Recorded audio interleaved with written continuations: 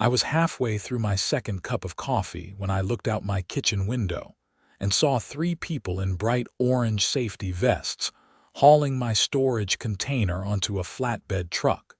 And that's when I knew my Tuesday was about to get a whole lot more complicated.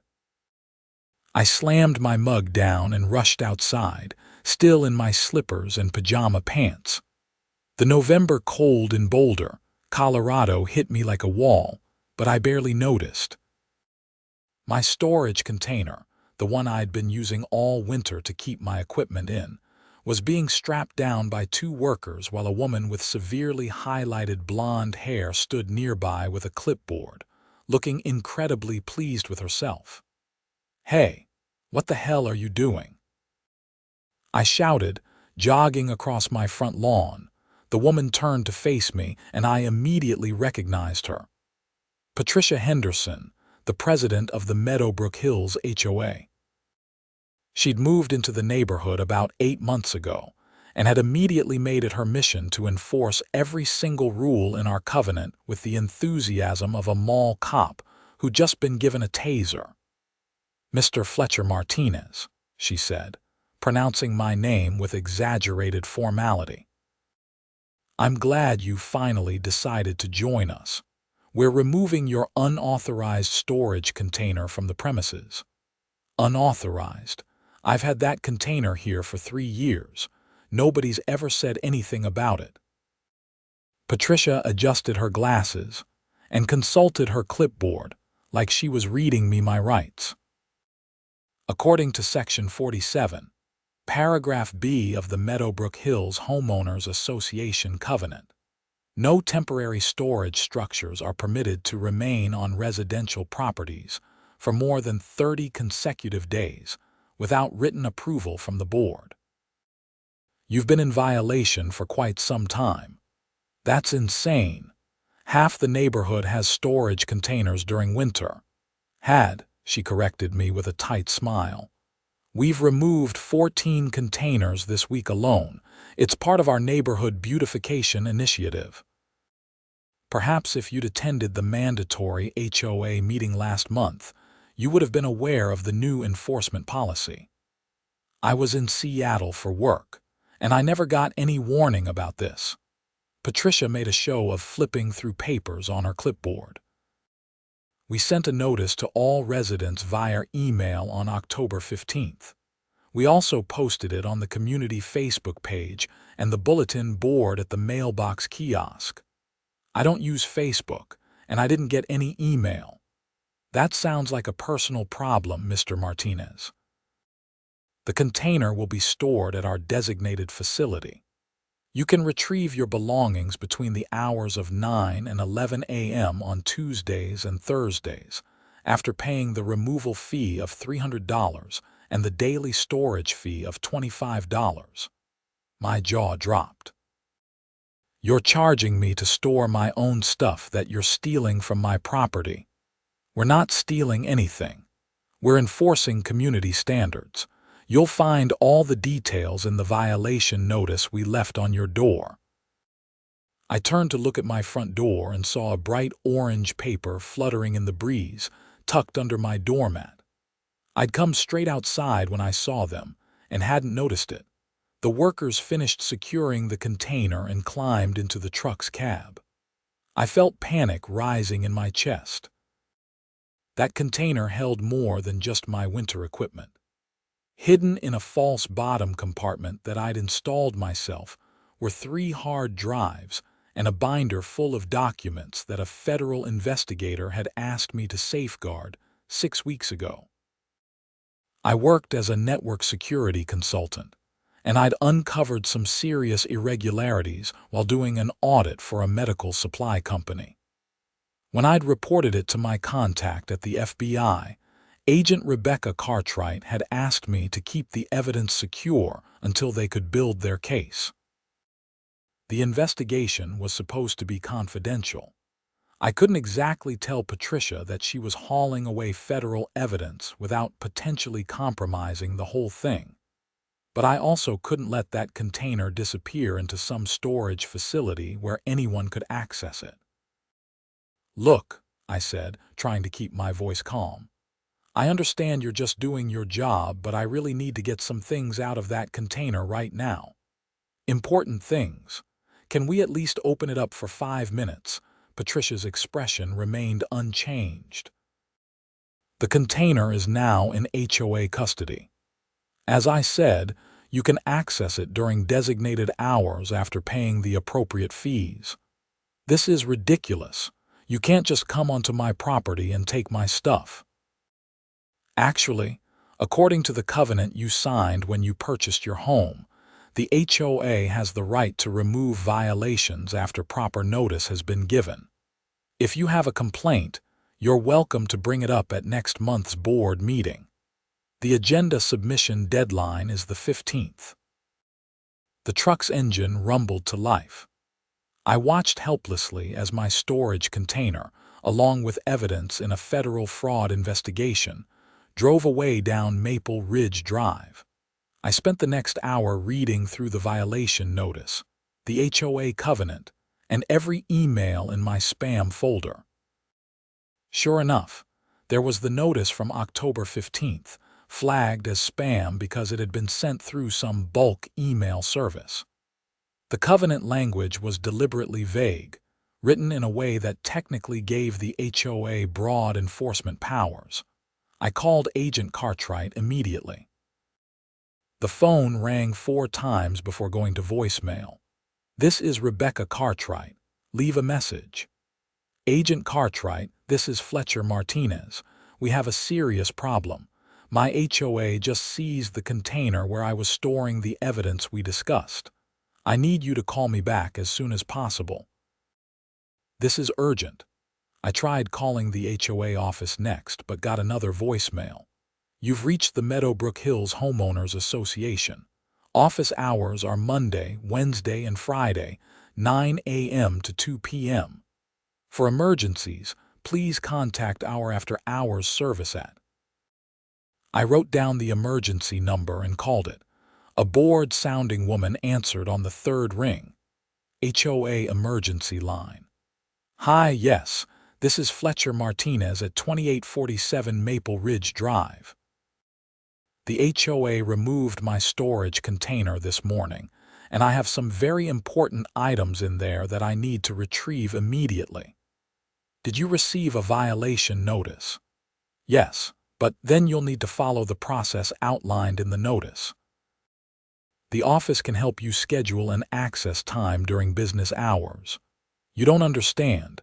These aren't just regular belongings. They're time-sensitive documents for work. I'm sorry, but I can't authorize special access. You'll need to speak with the office on Monday." "Monday? Today is Tuesday. That's almost a week away. Wednesday is a holiday." "What holiday? Thanksgiving is still 2 weeks away." "It's Staff Development Day. The office is closed." I hung up and immediately called back the main office line. I left a detailed message explaining that I had work materials in the container that I needed for an urgent project. Then I called Agent Cartwright again and left another message with more details. By noon, I still hadn't heard back from anyone. I decided to take matters into my own hands.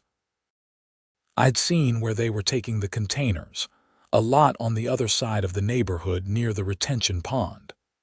I grabbed my car keys and drove over. The lot was behind a chain-link fence with a padlocked gate. I could see about 20 storage containers lined up in neat rows, including mine, which was easy to identify by the dent on one corner. A sign on the fence read, "Meadowbrook Hills HOA Storage Facility. No trespassing. Violators will be prosecuted." I walked around the perimeter, looking for any way in. The fence was about 8 feet tall, topped with angled posts that would make climbing difficult but not impossible.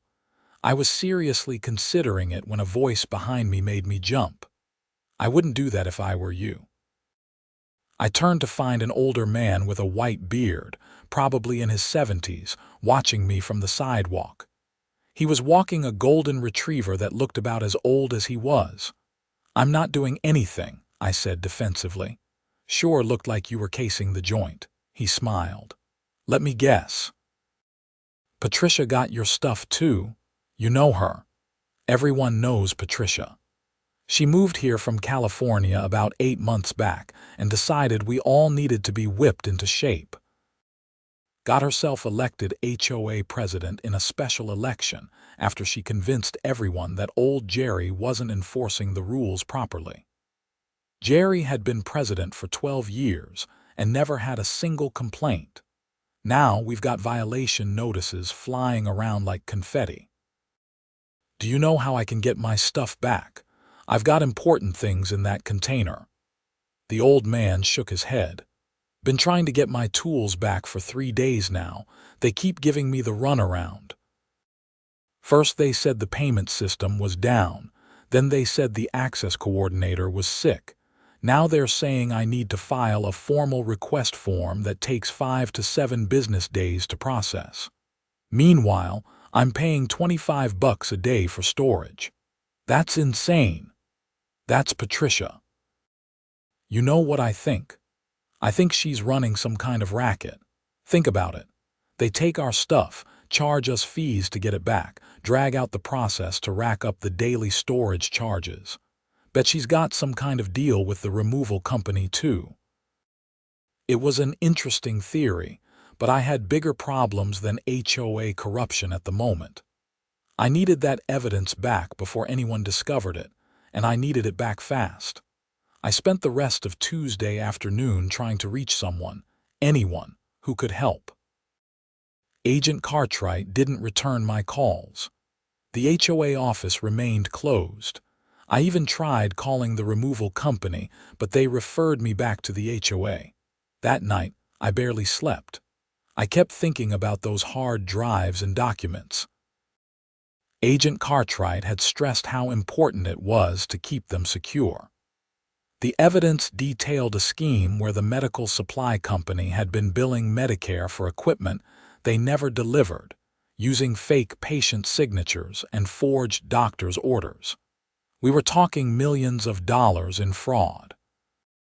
If someone accessed that container and realized what was in there, the whole investigation could be compromised. Wednesday morning, I was back on the phone. This time, I got through to the HOA office. A young woman with a cheerful voice answered. Meadowbrook Hills HOA, this is Jennifer speaking. How can I help you? I explained my situation as calmly as I could. Jennifer listened patiently, occasionally making sympathetic noises. I completely understand your frustration, Mr. Martinez. Let me pull up your file. I heard typing. Okay. I see here that your container was removed on November 12th for covenant violation. You'll need to pay the removal fee and any accumulated storage fees before we can schedule an access time. Can I do that right now, over the phone? Unfortunately, our payment system is currently down for maintenance. We're hoping to have it back up by Friday. But I need access today.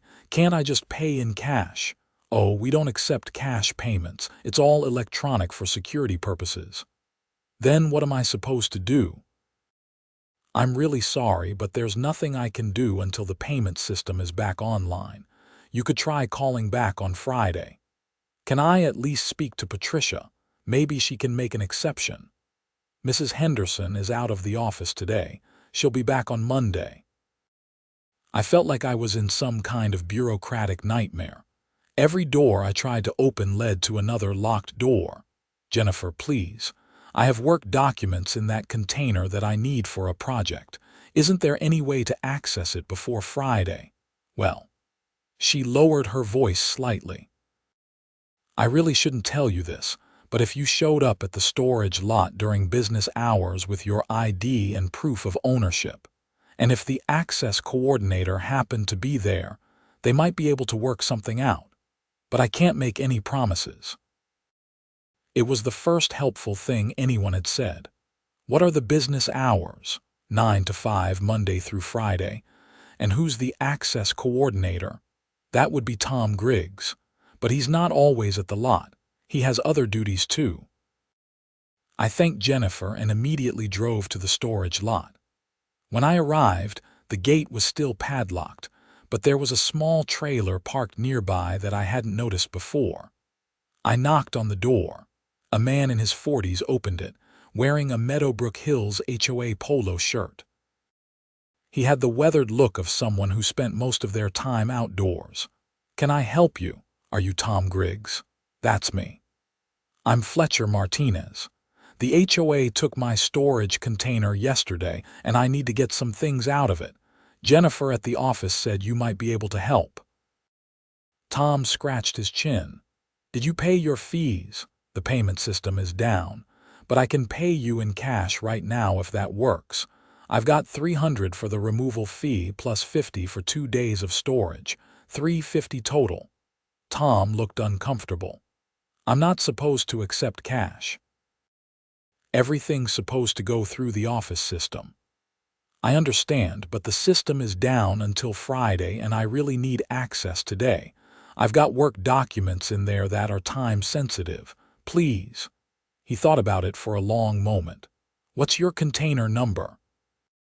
"I don't have a number, but it's the one with the dent on the front left corner. It was brought in yesterday."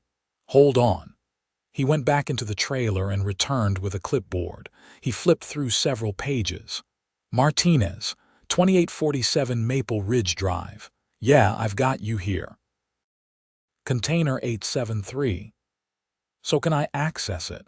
Tell you what, I'm not supposed to do this, but I know how Patricia can be with the bureaucracy. You give me the $350 in cash, I'll write you a receipt, and I'll let you into your container. But you didn't hear about this from Jennifer, okay? Deal." I handed over the cash. Tom wrote out a receipt on a generic form and unlocked the gate. We walked through the rows of containers until we reached mine. He pulled out a massive key ring and found the right key for the padlock. "You've got 15 minutes, he said. "Just lock it back up when you're done and come find me." The moment he walked away, I climbed into the container and headed straight for the false bottom. I'd installed it myself, a simple but effective compartment hidden under what looked like a solid floor. I'd stored my spare skiing equipment on top to make it look natural. I moved the skis aside and felt for the release mechanism. My fingers found the catch and I pressed it. Nothing happened. I pressed again, harder, still nothing. A cold feeling spread through my chest. I grabbed my phone and turned on the flashlight, examining the edges of the false bottom. That's when I saw it. The seal around the edge had been broken. Someone had already opened this compartment. The hard drives were gone. The binder of documents was gone. Everything Agent Cartwright had entrusted to me had vanished. I searched the entire container frantically, dumping out boxes, checking every corner. Nothing. I even checked the other equipment to see if maybe I'd hidden them somewhere else and forgotten, but I knew the truth. Someone had discovered the hidden compartment and taken the evidence. Tom appeared at the entrance. "Time's up. Did you find what you needed?" I climbed out, trying to keep my expression neutral. "Yeah, thanks." He locked the container back up and I followed him to the gate in a daze. My mind was racing. Who had accessed the container? When? And why would they take only the hidden items and leave everything else? As soon as I got home, I called Agent Cartwright again. This time she answered on the second ring. "Martinez, I got your messages. Sorry I couldn't call back sooner. I've been in meetings with the U.S. Attorney's Office. What's this about the HOA?" I explained everything. The seizure, the storage facility, the missing evidence. There was a long silence on the other end. "You're telling me that federal evidence in an active investigation is now in the hands of unknown parties? I'm sorry. I didn't think the HOA would just come and take it. They didn't give me any real warning." "Where exactly is this storage facility?" I gave her the address. She said she'd be there within an hour and told me to meet her there. When I arrived, Agent Cartwright was already waiting in an unmarked sedan with another agent. a tall black man she introduced as Agent Marcus Davis. "Show me the container," she said without preamble. We walked up to the gate. It was locked again. I called Tom, but he didn't answer. I explained that he'd let me in earlier and written me a receipt. "So someone at the HOA is accepting unauthorized cash payments," Agent Davis noted. "Interesting." Agent Cartwright pulled out her phone and made a call. "This is Special Agent Rebecca Cartwright with the FBI. I need to speak with your supervisor immediately. I don't care if it's after hours. This is regarding a federal investigation. Thank you." She waited, phone pressed to her ear. "This is Agent Cartwright, FBI. We have a situation involving evidence in a federal fraud investigation that was seized by your organization." "Yes, I understand it's a homeowners association. I need immediate access to a storage container at your facility. The Meadowbrook Hills facility off Cascade Drive. I can have a warrant in an hour, or you can cooperate voluntarily. Your choice." She listened for a moment, then gave me a satisfied look. "Someone will be here in 20 minutes with a key." It was actually 35 minutes before a car pulled up. Patricia Henderson got out, looking distinctly unhappy. She was accompanied by a man in a suit who introduced himself as Gerald Finch, the HOA's attorney. "Agent Cartwright," Patricia said coolly, "our attorney has advised me that we don't have to provide access without a warrant." "That's correct," Gerald said. "While we're happy to cooperate with law enforcement, we also have a responsibility to protect the property rights of our homeowners. If you can provide a warrant, we'll gladly comply." Agent Cartwright smiled thinly. "Mr. Finch, I'm going to explain this once.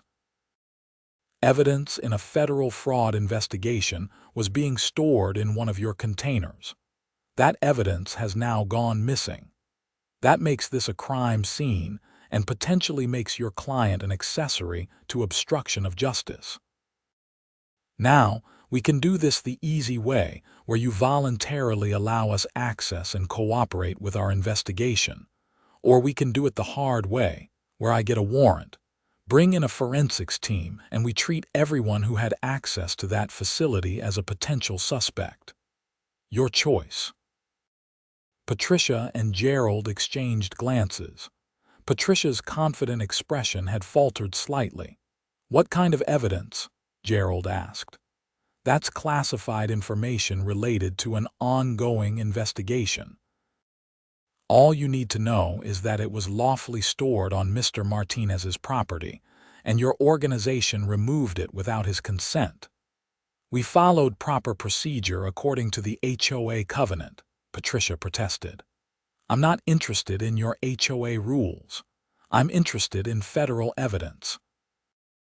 Now, are you going to open that gate, or do I need to make some phone calls?"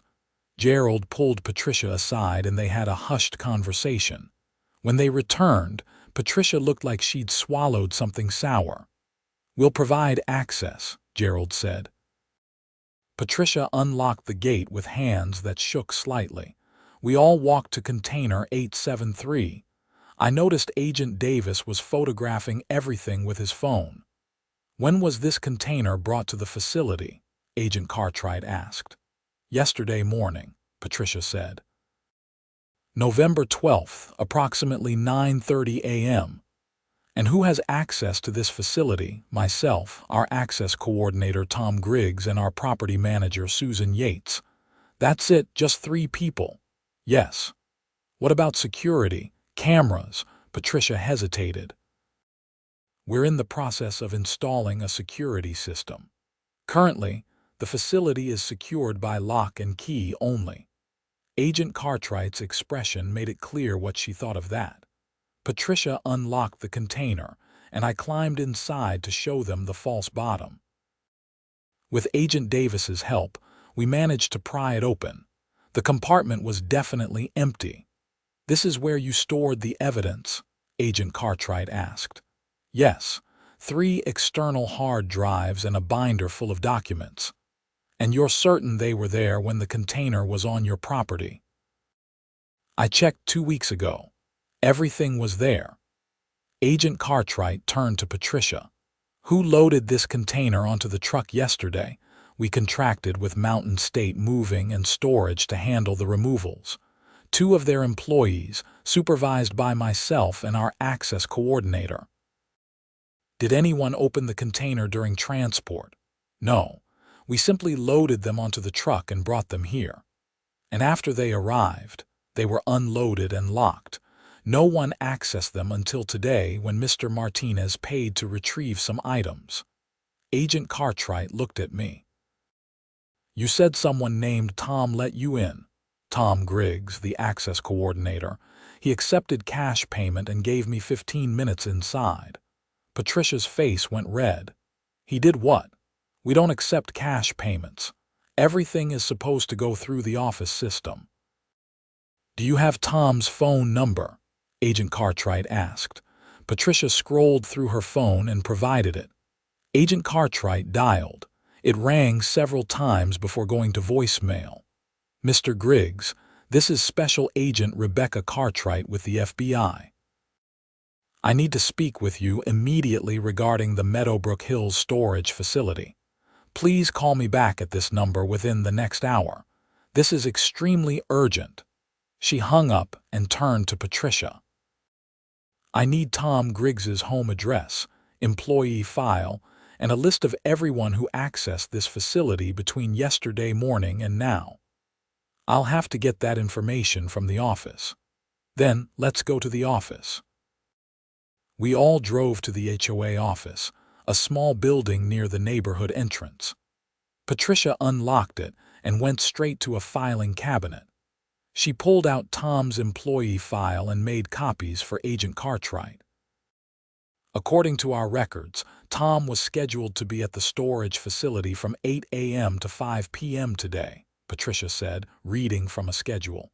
He should have been there when Mr. Martinez arrived. He was, I confirmed. He let me in around 10:30. Did he seem nervous? Act unusual? Agent Davis asked. I thought back. Not really. He seemed like he was doing me a favor, but not in a suspicious way. More like he felt bad about the whole situation and wanted to help. Agent Cartwright was reading through Tom's file. How long has he worked for the HOA? He was hired by the previous board 6 years ago as our groundskeeper and general maintenance person. When I became president, I expanded his duties to include coordinating the storage facility. So he's worked here longer than you've been president. Patricia bristled slightly at the implication. Yes, he's always been a reliable employee. Until today, when he accepted unauthorized cash payments and failed to follow procedure. I'll be having a serious conversation with him about that. Agent Cartwright handed a business card to Patricia. I'll be having a conversation with him first. If he contacts you, tell him to call me immediately. Don't discuss the details of this investigation with him or anyone else. Understood? Patricia took the card reluctantly. I still don't understand what kind of evidence could have been in Mr. Martinez's storage container. And that's how it's going to stay for now. Mr. Finch, I assume your client understands the seriousness of obstruction of justice charges. Gerald nodded grimly. She does. Good. I'll be in touch. On the drive home, I felt sick to my stomach. The evidence was gone, and I had no idea how I was going to fix this. That data represented months of work, detailed proof of systematic Medicare fraud. Without it, the case against the medical supply company would be severely weakened. Agent Cartwright called me that evening. I wanted to update you. We've been trying to reach Tom Griggs all afternoon. His phone goes straight to voicemail, and no one's answering at his home address. We've got agents posted there now in case he shows up. You think he took the evidence? Right now, he's our primary person of interest. He had access, opportunity, and he clearly wasn't following protocol. The question is why. Did he know what was in that compartment? Was he working with someone? Or did he just stumble onto it and panic? What about the moving company employees? We're interviewing them tomorrow. But according to Patricia's statement, she and Tom supervised the entire loading and transport process. The containers weren't open during that time, so it had to have been taken after it arrived at the storage facility, most likely, which means someone accessed that container between 9:30 a.m. yesterday and 10:30 a.m. today when you arrived. Given that only 3 people have keys, we're focused on Patricia Henderson, Tom Griggs, and Susan Yates. Could Patricia have taken it? She had opportunity. But what would be her motive, unless she somehow knew about the investigation and wanted to interfere with it? That seemed unlikely. The investigation was supposed to be confidential. Only a handful of people knew about it, including me, Agent Cartwright, the U.S. Attorney's Office, and whoever they'd briefed. What about Susan Yates? I asked. We'll be interviewing her tomorrow as well. Fletcher, I need to ask you something. Is there anyone who might have known about the evidence? Anyone you told? No one. You told me to keep it confidential, so I did. And the hiding spot in the container. Could anyone have known about that? I thought carefully. I built that false bottom myself about 2 years ago. I don't think anyone else knew about it, unless... Unless what? I don't know. I'm trying to think if I ever mentioned it to anyone, but I can't think of anyone. Okay. Well, if you remember anything, let me know immediately. In the meantime, stay available. We might need you to identify the items if we recover them. I spent Thursday in a state of anxious limbo, jumping every time my phone rang. Agent Cartwright called once to tell me that Susan Yates had been interviewed and cleared. She'd been at a property management conference in Denver when the container was seized and hadn't been to the storage facility at all that week. The moving company employees also checked out. Both had been on video at other job sites after dropping off the containers, and neither had any apparent connection to the fraud case. That left Tom Griggs and Patricia Henderson. Tom was still missing. Patricia had hired a lawyer and was refusing to answer any more questions without legal counsel present. Friday morning, I got a call from a number I didn't recognize. I almost didn't answer, but something made me pick up. Is this Fletcher Martinez? Yes. Who's this? My name is Tom Griggs. The FBI is looking for me. I didn't take your stuff, man, I swear. Tom, where are you? I can't say. I know how this looks, but I didn't do it. I need you to believe me. Then why did you run? Because I'm scared, okay? My cousin did time for something he didn't do, and I know how this works. The cops find a convenient suspect and build a case around them. I'm the perfect patsy. I had access. I broke protocol by taking your cash, and now I can't prove I didn't take whatever was in that container. Tom, if you didn't take it, you need to come in and talk to the FBI. Running makes you look guilty. I know. But I need to figure this out first. Listen, I was at the storage lot Wednesday when I was supposed to be, but I wasn't there the whole time. I had to run to Home Depot to pick up supplies for another job. I was gone from about 1 to 3 p.m. Did you leave the gate unlocked? No, I locked it, but anyone with a key could have gotten in. And there's something else. Last week, Patricia asked me to make her an extra set of keys for the storage facility. She said she wanted a backup in case hers got lost, but we already had a backup set in the office. It seemed weird, but she's the boss, so I made them.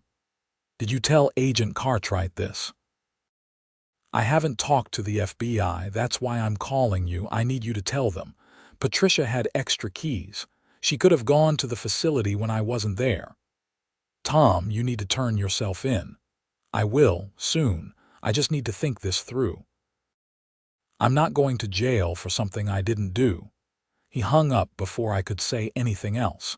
I immediately called Agent Cartwright and relayed the conversation. Did he say where he was calling from? No, but he said Patricia had extra keys made for the storage facility. That's the first I'm hearing of it.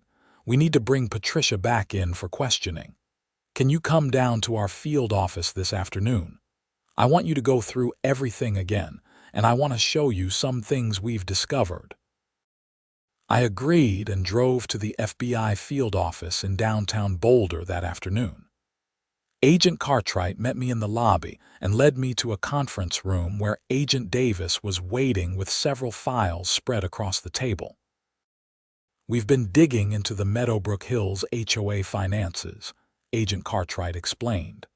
Something Tom said about Patricia running some kind of fee racket got us curious. Turns out, your HOA neighbor might have been onto something. She opened one of the files and showed me a spreadsheet. In the 8 months since Patricia Henderson became president, the HOA has collected over $40,000 in violation fines and fees. That's more than the previous 5 years combined. She's been aggressive about enforcement, I said. Everyone in the neighborhood has noticed. Right. But here's the interesting part. About 30% of those fees were paid in cash, which is unusual for an HOA that supposedly only accepts electronic payments. And we can't find records of all that cash being deposited into the HOA accounts. You think she's been pocketing the money? We think it's possible. We're getting a warrant to examine the HOA's full financial records, but there's something else. She opened another file. We ran a background check on Patricia Henderson. Her real name is Patricia Hoffman. She was sued in California 3 years ago by her previous HOA for embezzlement. The case was settled out of court, and she agreed to pay restitution and resign from the board. Then she moved here and apparently started over. Does the Meadowbrook Hills HOA know about this? They didn't do a background check when she ran for president. There's no requirement to do so. She was a homeowner, she volunteered, and she was elected. So you think she stole the evidence? We think she had motive and opportunity to access that container. What we don't know is why she would want federal evidence related to a Medicare fraud case. There's no obvious connection between her and Med Supply Solutions. Med Supply Solutions, that's the company. Yes. Based in Denver, they're one of the largest medical equipment suppliers in the region. You were doing a routine security audit when you discovered the irregularities. Do you remember who hired you for that job? It was through a contracting firm. They handle most of my corporate clients. I'd have to check my records for the specific contact. Please do. We're trying to figure out if there's any connection between Patricia and the company. I pulled up my email on my phone and searched for the original contract. The job came through Digital Solutions Group. My contact, there was a woman named Sandra Chen. She said Med Supply was having some network issues and wanted a comprehensive security audit. And you found the fraud during that audit. I found suspicious access patterns first. Someone was logging into the billing system after hours and creating phantom orders. When I dug deeper, I realized they were billing Medicare for equipment that was never delivered. I documented everything and reported it to you. And we asked you to keep the original evidence secure while we investigated, which you did until the HOA seized it. I'm sorry. I should have found a better hiding place. Agent Cartwright shook her head. You did what we asked. We didn't anticipate something like this happening. The question now is whether Patricia took the evidence knowing what it was, or if she stumbled onto it and then realized its value. How would she have known what it was? That's what we need to find out. Agent Davis, can you pull up that file on Med Supply's board of directors? Agent Davis opened his laptop and turned it so I could see the screen. He showed me a list of names and photos. I didn't recognize any of them until he scrolled to the bottom. Holy shit, I said. There, listed as a member of the advisory board, was a photo of Gerald Finch, the HOA's attorney. Yeah, Agent Cartwright said. "We had the same reaction." Gerald Finch has been on Med Supply's advisory board for 2 years. He specializes in healthcare law and regulatory compliance. So the HOA's lawyer is connected to the company I was investigating. It gets better. Guess who referred Patricia Henderson to Gerald Finch when she needed an attorney? I had no idea. Tom Griggs mentioned it in his employee file. When Patricia first moved here, she needed legal help with her home purchase. Gerald Finch's name is listed as the attorney who handled her closing. The pieces were starting to fit together, but I still didn't understand the full picture. You think Gerald Finch told Patricia about the investigation? We think it's possible he found out about it somehow and realized that you were the one who'd uncovered the fraud. Your address is in Med Supply's records as the contractor who did the audit. If he passed that information to Patricia, and she realized you lived in the same neighborhood where she was HOA president, she could have been looking for an excuse to access my property. I finished. The storage container violation gave her the perfect opportunity. That's our working theory, but we need to prove it. Right now, all we have are suspicious connections. We need evidence that they conspired to obstruct the investigation. What about Tom? Is he still missing? He called his wife this morning, said he was staying with a friend and would come in once he had a lawyer. We're not actively pursuing him as a fugitive at this point. His statement about Patricia having extra keys made is actually helpful for our case. My phone buzzed. It was a number I didn't recognize, but the area code was local. You mind if I take this? It might be Tom again. Agent Cartwright nodded. I answered the call. Mr. Martinez. This is Sandra Chen from Digital Solutions Group. I heard you might be trying to reach me. I put the call on speaker. Sandra, yes. I'm actually here with FBI agents investigating the Med Supply case. When you contracted me for that audit, who at Med Supply requested it? Oh, I'm not supposed to discuss client details without authorization. Agent Cartwright leaned toward the phone. Miss Chen, this is Special Agent Rebecca Cartwright with the FBI. This is part of an active federal investigation. We can get a subpoena for that information, or you can tell us now. There was a pause. I'll need to verify your identity. Agent Cartwright provided her badge number and the field office phone number. Sandra said she'd call back. 5 minutes later, the conference room phone rang. Agent Davis answered and confirmed it was Sandra calling back. Okay, I've verified your identity, Sandra said. What do you need to know? Who at Med Supply requested the security audit last spring? It wasn't someone at Med Supply directly. The request came through their legal counsel. A man named Gerald Finch. He said they'd had some concerns about their network security and wanted an independent audit. Agent Cartwright and I exchanged glances. Did he specify what kind of concerns? Agent Cartwright asked. Not really. Just that they wanted someone with good credentials to do a comprehensive review. He specifically requested someone who wasn't connected to their regular IT team. And you assigned Fletcher Martinez to the job? Yes. He was available and had the right expertise. Did you inform Gerald Finch who would be doing the audit? Of course. Standard procedure. We sent him Fletcher's credentials and resume about a week before the audit began. So Gerald Finch had known I was the auditor.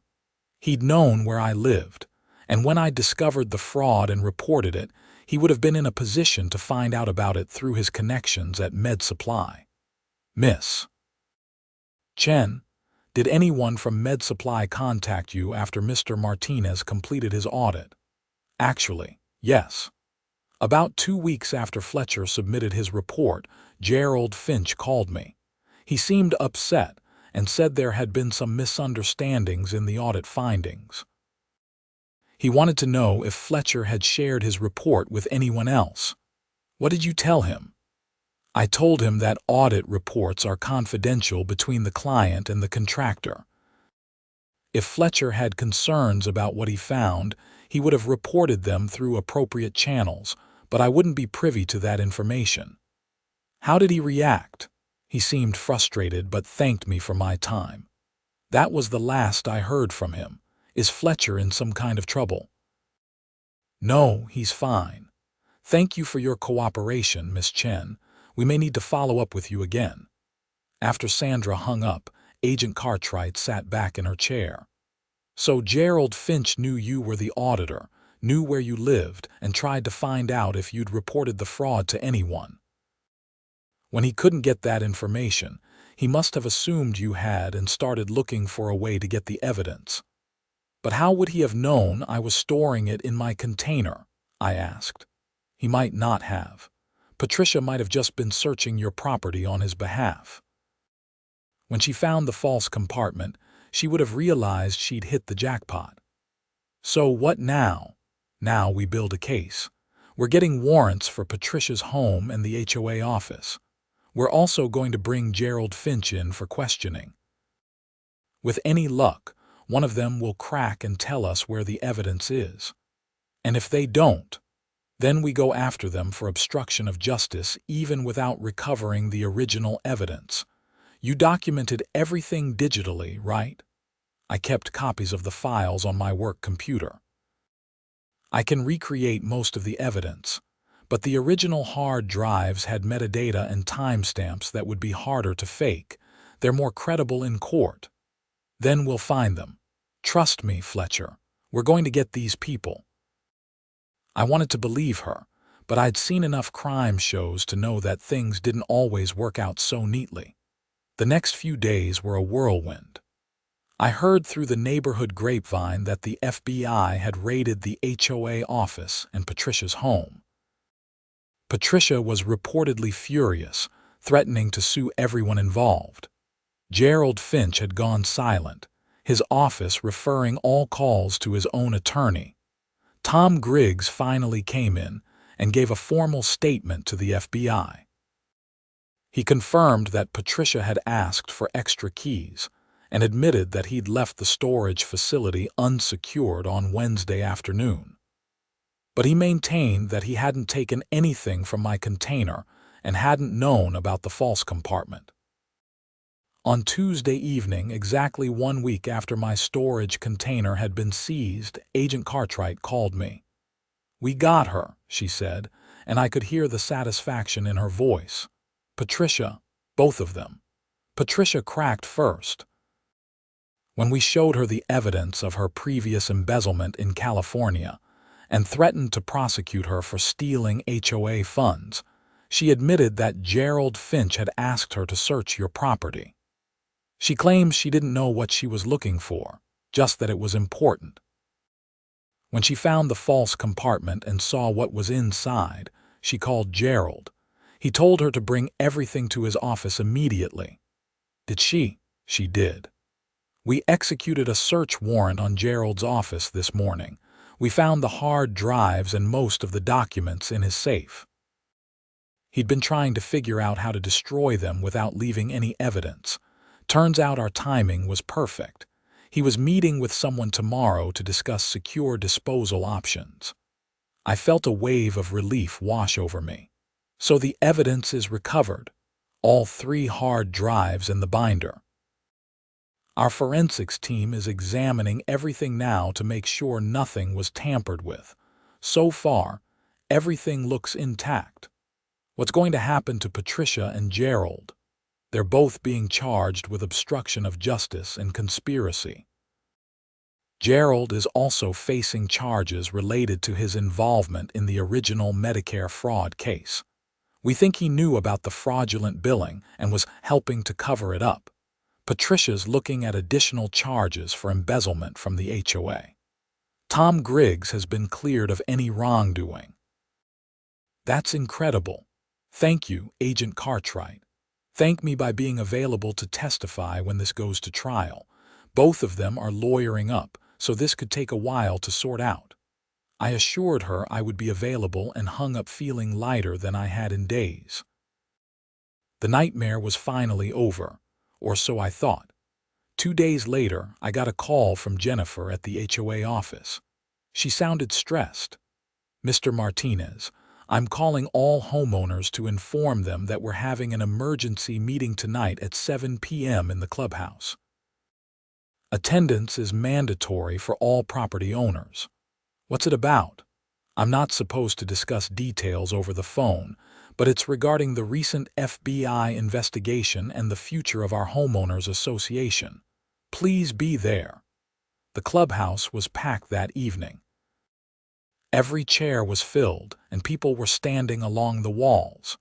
I recognized most of my neighbors, many of whom I'd barely spoken to in the 3 years I'd lived here. The mood was tense and angry. At the front of the room sat 3 people I didn't recognize, including a woman in her 60s with gray hair pulled back in a neat bun. She stood and called the meeting to order. "Good evening, everyone. My name is Margaret Foster, and I'm the emergency interim president of the Meadowbrook Hills HOA. I'm here with our attorney, Daniel Rosewood, and our accountant, Elizabeth Martinez." She paused. "No relation to anyone here, I assume?" "Not to my knowledge," I said. A few people chuckled nervously. "Let me cut to the chase," Margaret continued. "Your previous HOA president, Patricia Henderson, has been arrested by the FBI for multiple crimes including obstruction of justice, conspiracy, and embezzlement. We've completed an emergency audit of the HOA's finances, and I'm afraid the news isn't good. Patricia has stolen approximately $47,000 from the HOA's operating fund over the past 8 months. The room erupted in angry voices. People were shouting questions and accusations. Margaret held up her hand for silence. "I know you're upset. We all are, but we need to focus on moving forward. The HOA's insurance will cover some of the losses, but not all of it. We're going to need to implement a special assessment to cover the shortfall and rebuild our operating fund." "How much?" someone shouted.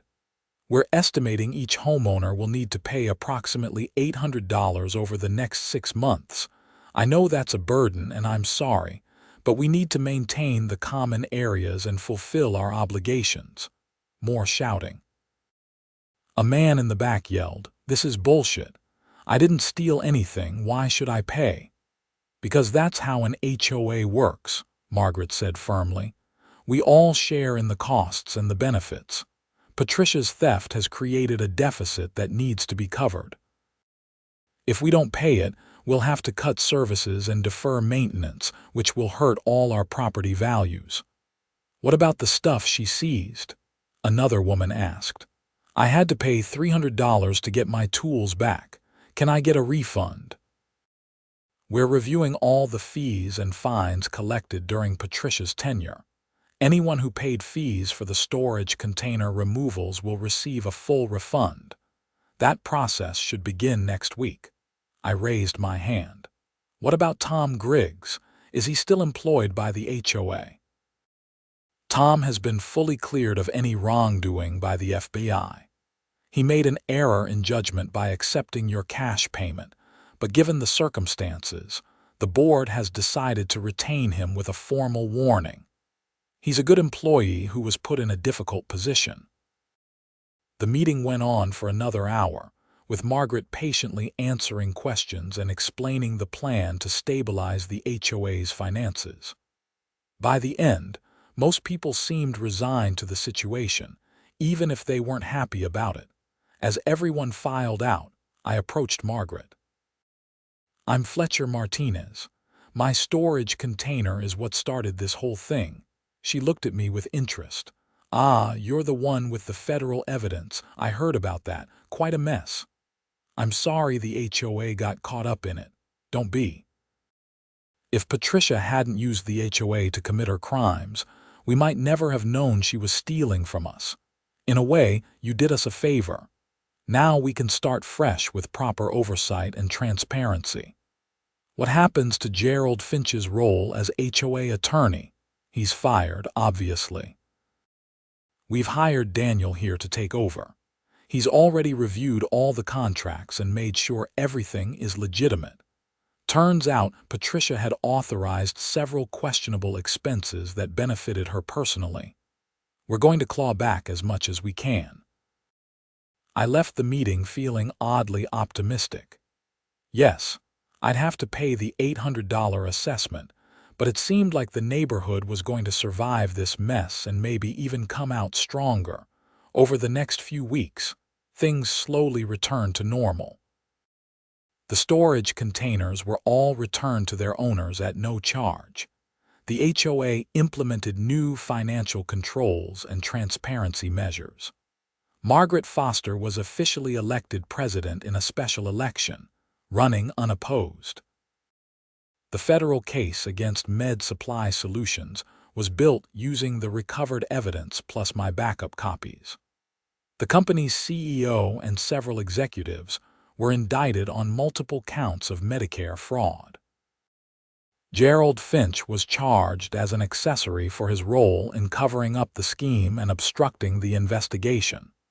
Patricia Henderson pleaded guilty to obstruction of justice and embezzlement in exchange for a reduced sentence. She got 3 years in federal prison and was ordered to pay full restitution to the HOA. Gerald Finch decided to fight the charges and was awaiting trial. In March, 5 months after this whole mess started, I was sitting on my porch enjoying an unusually warm spring evening when Tom Griggs pulled up in his HOA truck. He got out and walked over, looking nervous. "Hey, Fletcher, got a minute?" "Sure, Tom. What's up?" "I just wanted to thank you for telling the FBI that you believed me when I said I didn't take your stuff. Agent Cartwright told me that you vouched for me, said I seemed like a good guy who'd gotten caught up in something beyond my control. That meant a lot. I just told them the truth. You helped me when I needed it, even though you weren't supposed to. That took guts. I was scared, man. I thought I was going to jail for something I didn't do. I know the feeling.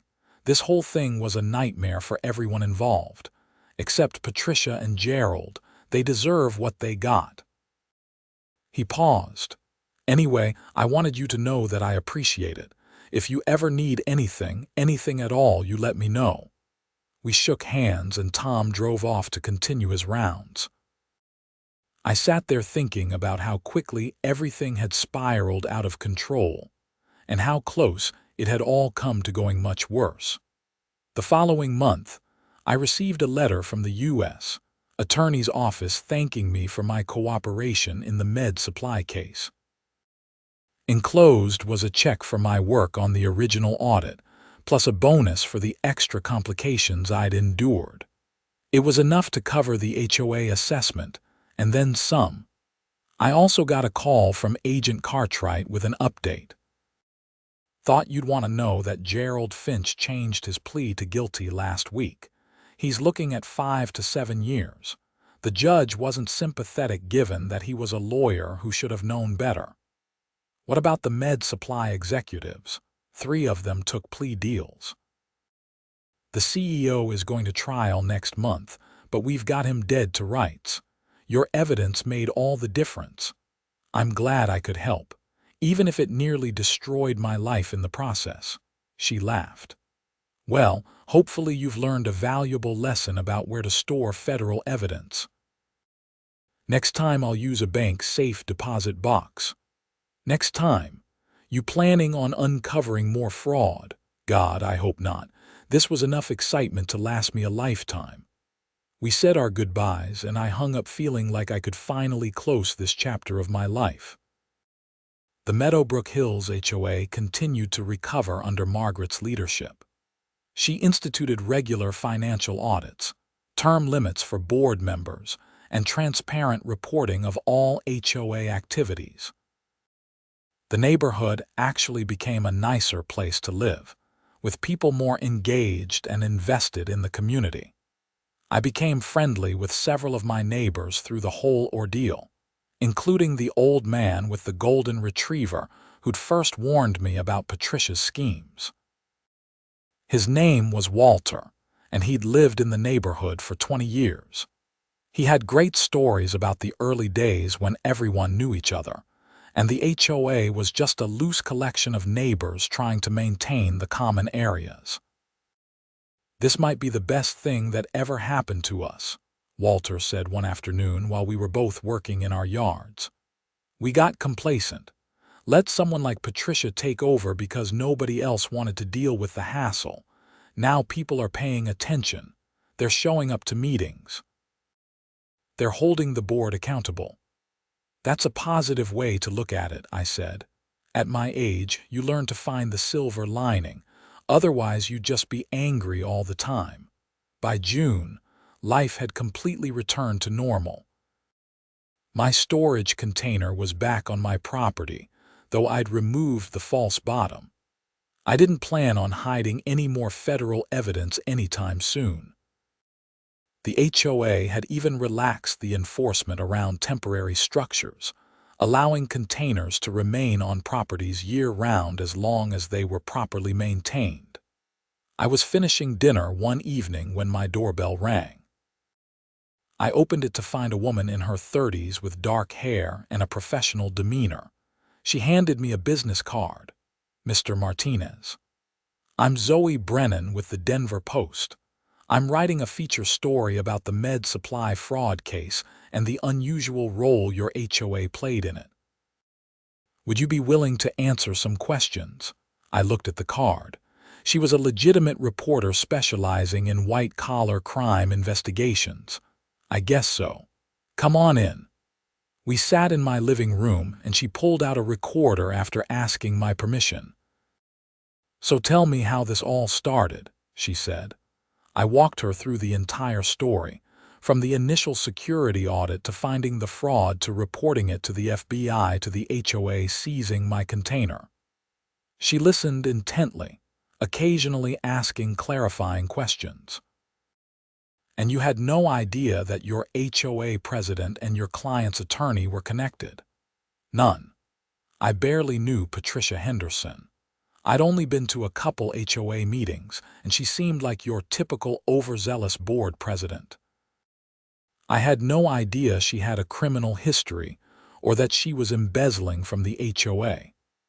What about the homeowners who are now paying for her crimes through the special assessment? How do they feel about that?" "Nobody's happy about it, but most people understand it was necessary. We're all invested in the neighborhood. We want it to succeed. Patricia's theft was a setback, but we're recovering." "And Patricia Henderson herself, have you heard from her?" "No, I have no desire to speak with her, and I doubt she wants to speak with me. She's serving her time, and hopefully she's reflecting on her choices." Zoe nodded, making notes. "What about Gerald Finch? He was a respected attorney in the community. People trusted him. How did you feel when you learned he was involved? Betrayed, I guess." "Though I never personally hired him, so it wasn't quite the same as for his actual clients. But yeah, it's disturbing when someone in a position of trust abuses that position. He was supposed to be protecting his clients' interests, and instead, he was helping them commit fraud and trying to cover it up. Do you think this kind of corruption is common in HOAs? I have no idea. I think most HOAs are run by well-meaning volunteers who are just trying to maintain their neighborhoods. But any organization that handles money and has power over people's homes is vulnerable to corruption. That's why oversight and transparency are so important." We talked for another 30 minutes before Zoe thanked me and left. The article came out 2 weeks later, a comprehensive piece about the intersection of HOA governance, white-collar crime, and federal investigations.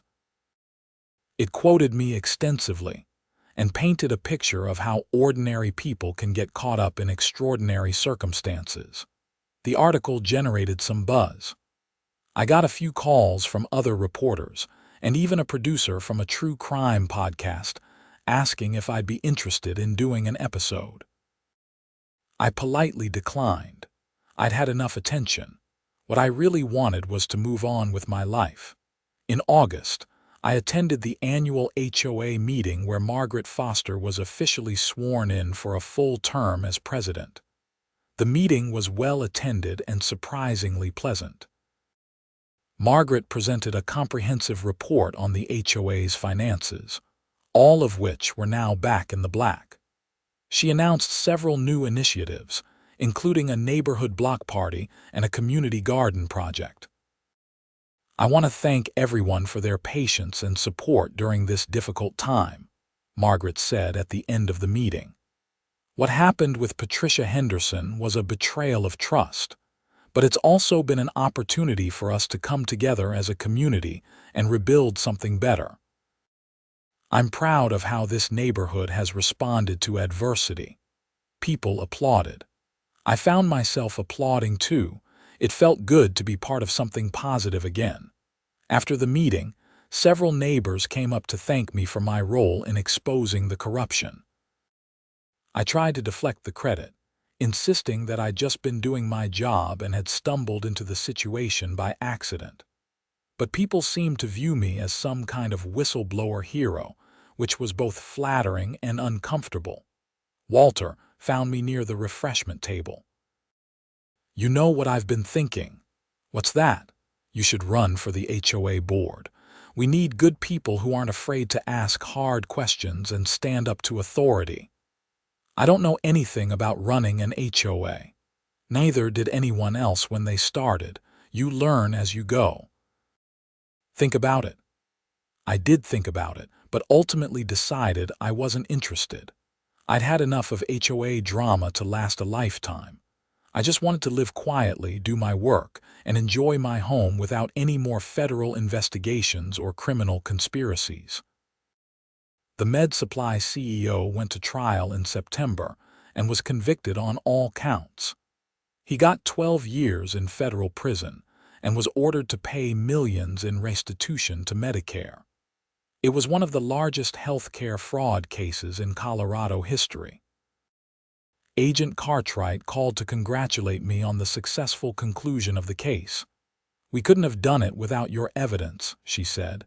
"You made a real difference. I appreciate that, though I could have done without all the complications." Fair enough. Hey, if you ever want to do this professionally, the FBI is always looking for good forensic accountants and computer security experts. You've got the skills and the integrity. Thanks, but I think I'll stick to the private sector. Less exciting, but also less likely to involve HOA conspiracies. She laughed. Can't argue with that logic. As fall arrived and the leaves began to change, I found myself reflecting on everything that had happened. In the span of 8 months, I'd gone from being an anonymous IT consultant to a key witness in a major federal fraud case. I'd watched my HOA president get arrested, lost and recovered crucial evidence, and helped bring down a criminal conspiracy. Through it all, the thing that stuck with me most was how quickly ordinary situations could spiral out of control. A routine security audit had uncovered massive fraud. An HOA storage container seizure had triggered a federal investigation. Small choices had big consequences, but I'd also learned about resilience and community. My neighbors had come together to rebuild the HOA after Patricia's betrayal. People I'd barely known had become friends. The neighborhood was stronger than it had been before the crisis. On a crisp October evening, almost exactly 1 year after Patricia Henderson had seized my storage container, I was sitting on my porch with a beer when Tom Griggs drove by in his HOA truck. He honked and waved. I waved back. Walter walked past with his golden retriever, which was moving even slower than it had a year ago. "Beautiful evening," he called out. "Sure is," I agreed. A family down the street was having a barbecue, and the smell of grilling meat wafted through the air. Kids were riding bikes on the sidewalk. Someone was mowing their lawn. All the normal, mundane activities of suburban life. and I realized that this was what I'd been fighting for all along. Not justice or glory or recognition, but just the ability to live a normal life in a functional community. Patricia Henderson had threatened that when she'd stolen from the HOA and tried to obstruct justice. Gerald Finch had threatened it by trying to cover up corporate fraud, but the system had worked, more or less. The criminals had been caught and punished. The evidence had been recovered. The neighborhood had survived. Maybe that was enough. My phone buzzed with a text from Agent Cartwright. "Gerald Finch officially disbarred today. Thought you'd want to know," I texted back. "Thanks for the update." It felt like the final piece clicking into place. Gerald Finch wouldn't be practicing law anymore, wouldn't be able to use his position to help criminals or obstruct justice. That seemed fitting. I finished my beer and went inside, feeling genuinely content for the first time in months. The nightmare was over. The neighborhood was healing. Life was good, and I never wanted to hide federal evidence in a storage container ever again. The next morning, I woke up to find a notice from the HOA in my mailbox. For a moment, my heart sank, flashbacks to Patricia's violation notices flooding my mind. But when I opened it, I found it was just a reminder about the upcoming neighborhood block party and a request for volunteers to help organize it. I smiled and pinned it to my refrigerator. Maybe I would volunteer. Maybe it was time to be more involved in the community, to help shape the kind of neighborhood I wanted to live in. Or maybe I'd just show up to the block party, eat some burgers, and chat with my neighbors. Either way, it was nice to have the option. As I made coffee and got ready for another day of work, I reflected on how much had changed in such a short time. A year ago, I'd been living quietly, keeping to myself, barely participating in community activities. Now I knew my neighbors. I understood how the HOA worked. I'd played a role in bringing down a major fraud scheme. None of it had been intentional. I'd just been doing my job, trying to help when asked, and refusing to look the other way when I found evidence of wrongdoing. Simple choices that had cascading effects. The mail arrived around 10, and among the usual bills and junk was a letter from the U.S. Attorney's Office. I opened it curiously. It was a formal letter thanking me for my testimony and service, signed by the attorney himself. There was also a certificate of appreciation, suitable for framing. I looked at it for a long moment, then filed it away in a drawer. I didn't need recognition or awards.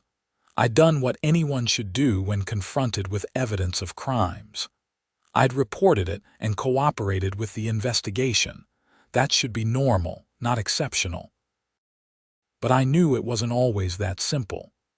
People faced pressure to look the other way, to not get involved, to protect their own interests first. I'd been lucky in a lot of ways. I'd had job security that meant I could afford to be honest. I'd had Agent Cartwright backing me up. I'd had neighbors who supported me when things got complicated. Not everyone had those advantages. The block party was held on a Saturday in late October. Perfect fall weather with clear skies and temperatures in the low 60s. Someone had closed off our street to traffic, and tables and grills were set up all along the cul-de-sac. Kids played in the street while adults stood around chatting and laughing. I brought potato salad and spent the afternoon talking to neighbors I'd never really gotten to know before. Everyone had a story about Patricia Henderson and the chaos she'd caused. Some were funny in retrospect. Others were still painful. Margaret Foster gave a short speech thanking everyone for coming and celebrating how far the neighborhood had come in the past year. "We've been through a lot," she said. "But we came out stronger. That's something to be proud of." People cheered and raised their drinks. I found myself feeling genuinely happy, surrounded by my community, part of something bigger than myself. As the sun set and the party began to wind down, Walter came over and sat next to me at one of the picnic tables. "This is nice," he said. "We used to do block parties all the time back in the day. Then people got busy, stopped making time for it. Maybe Patricia did us a favor bringing us all back together. That's a charitable interpretation. I'm old. I can afford to be charitable." He took a sip of his beer. "You did good, Fletcher, standing up to her, cooperating with the FBI, seeing it through. A lot of people would have just tried to stay out of it. I didn't really have a choice. She took my stuff. You had a choice about whether to help the FBI or just get your stuff back and walk away. You chose to help. That matters." I didn't know what to say to that, so I just nodded. The party ended as darkness fell, everyone pitching in to clean up and haul away the tables and grills. I helped fold chairs and carry trash bags to the dumpster. It felt good to contribute, to be part of the community effort. As I walked back to my house, I passed the spot where my storage container used to sit. The grass had grown back and you couldn't tell anything had ever been there. Like the whole incident had never happened, but it had happened, and it had changed things, mostly for the better. I went inside and poured myself a drink, sitting by the window and watching the last few neighbors make their way home. The street was quiet again, returning to its normal, peaceful state. My phone buzzed. A text from an unknown number. "This is Tom. Thanks for being cool about everything. And thanks for coming to the party. Meant a lot to see everyone getting along." I texted back. "No problem. See you around." It occurred to me that Tom had probably been going through his own nightmare during all of this. Being suspected of federal crimes, having to go into hiding, worrying about his job and his future. He'd come out okay, but it must have been terrifying. We'd all been affected by Patricia's actions in different ways, some more than others, but none of us had escaped completely unscathed. Yet here we were, moving forward, rebuilding, creating something positive out of the wreckage. That was worth celebrating. As November arrived and winter began to creep in, I found myself actually looking forward to the HOA meetings. Margaret ran them efficiently and transparently, with clear agendas and open discussions. It was nothing like the dictatorial approach Patricia had taken. At the November meeting, Margaret announced that the HOA had reached a settlement with Patricia's insurance company that would cover most of the remaining losses. The special assessment would be ending early, with homeowners only paying about half of what had originally been projected. People were thrilled. It felt like the last piece of the financial puzzle falling into place. After the meeting, Margaret pulled me aside. "I wanted to thank you personally. If you hadn't stood up to Patricia, if you hadn't cooperated with the FBI investigation, we might never have known how deep her corruption went. You did this neighborhood a real service. I was just protecting my own property. You did more than that. You could have gotten your stuff back and kept quiet about what she'd taken. Instead, you helped expose a much bigger crime. That took courage." I shrugged, uncomfortable with the praise, but I appreciated it nonetheless. As December arrived and the holidays approached, the neighborhood took on a festive atmosphere. Lights went up on houses. Decorations appeared in yards. The HOA organized a decoration contest with prizes for different categories. I didn't participate, but I enjoyed walking around the neighborhood in the evenings, looking at all the displays. It reminded me why I'd bought a house here in the first place. It was a good neighborhood with good people. Patricia Henderson had been an aberration, not the norm. On Christmas Eve, I was surprised to receive a card from Agent Cartwright. Inside was a note. "Merry Christmas, Fletcher. Thanks again for your help with the med supply case. The CEO's sentencing was finalized last week.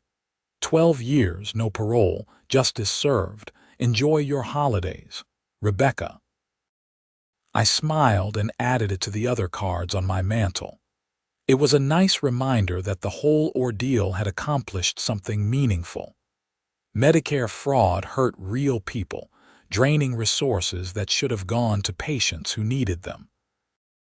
The criminals responsible were now behind bars, and the system was being reformed to prevent future abuses. All because I'd noticed some unusual login patterns during a routine security audit. As the year drew to a close, I found myself reflecting on everything I'd learned. About corruption and courage, about community and consequences, about how interconnected our lives are, how one person's actions ripple outward in unexpected ways. Patricia Henderson had thought she could steal from the HOA and obstruct a federal investigation without consequences. She'd been wrong. Gerald Finch had thought he could use his position as an attorney to protect criminals and destroy evidence. He'd been wrong too, but I'd also been wrong about some things. I'd thought I could keep to myself, not get involved in community affairs, and just live my quiet life. Turns out, we're all part of something bigger whether we want to be or not. We all have responsibilities to each other, to our communities, to doing what's right even when it's difficult. New Year's Eve arrived, and the neighborhood organized a celebration at the clubhouse. I almost didn't go, but Walter convinced me I should. "It's a new year," he said. "New beginnings. You should celebrate that." So I went, and I'm glad I did. The clubhouse was packed with neighbors, everyone in good spirits, celebrating the end of a difficult year and looking forward to better times ahead. At midnight, as everyone counted down and cheered, I found myself genuinely optimistic about the future. The neighborhood was in good hands with Margaret. The criminals were behind bars. The evidence was secured and had served its purpose. Life was getting back to normal, and sometimes normal is exactly what you need. As I walked home that night under a clear, star-filled sky, I thought about everything that had happened since that Tuesday morning when I'd looked out my kitchen window and seen people hauling away my storage container. It had been the beginning of an 8-month odyssey that had taken me places I never expected to go. But I'd made it through. We all had, and that was something to be proud of. I unlocked my front door and stepped inside, closing it behind me on the old year and all its complications. The new year stretched ahead, full of possibilities and free from federal investigations and HOA conspiracies. At least, I hoped so. Because if there was one thing I'd learned from this whole experience, it was that you never really know what's coming next. Life has a way of surprising you, throwing complications your way when you least expect them, but you deal with it. You do what's right. You help your neighbors. You stand up to corruption when you find it, and you hope that's enough. In my case, it had been. And as I settled into my favorite chair with a glass of whiskey, finally able to relax and reflect on everything that had happened, I realized that I wouldn't change any of it. Sure, it had been stressful and complicated and sometimes terrifying, but it had also shown me what I was capable of. It had connected me to my community in ways I never would have experienced otherwise. It had made a real difference in the world, even if it was just a small corner of it. That was worth all the trouble. The whiskey was smooth and warming. Outside, I could hear the last few neighbors making their way home from the New Year's celebration. Tomorrow, life would continue as normal. I had work projects to finish, bills to pay, a lawn to maintain, all the mundane details of everyday life, and that sounded absolutely perfect.